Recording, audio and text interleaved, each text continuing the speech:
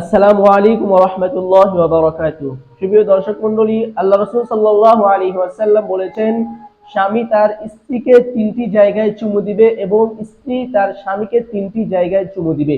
তো চলুন আমরা জেনে আসি আল্লাহ রাসূল সাল্লাল্লাহু আলাইহি ওয়াসাল্লাম কোন তিনটি জায়গায় চুমু দিতে বলেছেন। নাম্বার 1, আল্লাহ রাসূল সাল্লাল্লাহু আলাইহি ওয়াসাল্লাম বলেছেন গালের মধ্যে চুমু দিতে, অর্থাৎ গালের যে নরম অংশটা আছে এখানে আল্লাহ রাসূল সাল্লাল্লাহু আলাইহি ওয়াসাল্লাম চুমু দিতে বলেছেন।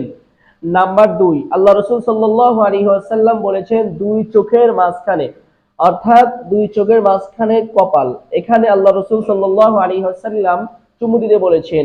নাম্বার 3, আল্লাহ রাসূল সাল্লাল্লাহু আলাইহি ওয়াসাল্লাম আর কোথায় চুমু দিতে বলেছেন? আল্লাহ রাসূল সাল্লাল্লাহু আলাইহি ওয়াসাল্লাম হাতের মধ্যে চুমু দিতে বলেছেন। এখন আল্লাহ রাসূল সাল্লাল্লাহু আলাইহি ওয়াসাল্লাম হাতের কোন অংশে চুমু দিতে বলেছেন? হাতের এই অংশে, অর্থাৎ এই নরম অংশে, এইখানে অনেকগুলো রগ রয়েছে, এই শিরা রয়েছে, হাতের এই অংশের মধ্যে আল্লাহ রাসূল সাল্লাল্লাহু আলাইহি ওয়াসাল্লাম চুমু দিতে বলেছেন। এখন এই তিন অংশে চুমু দিলে কি ফায়দা হবে সেটা আমরা জেনে আসি।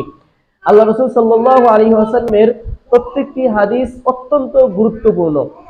আল্লাহ রাসূল সাল্লাল্লাহু আলাইহি ওয়াসাল্লাম এই তিনটি অংশ নির্বাচন করে দেওয়ার কারণ হলো এই তিনটি অংশে চুমু দিলে মহব্বত বেড়ে যাবে এবং বহু বহু ফায়দা রয়েছে।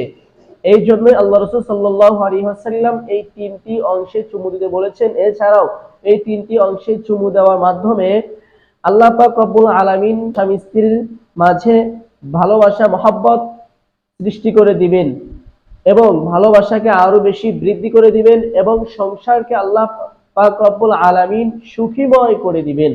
অতএব আমরা স্বামী এবং স্ত্রী, স্ত্রী এবং স্বামীর এই তিনটি অংশে চুমু দেব ইনশাআল্লাহ।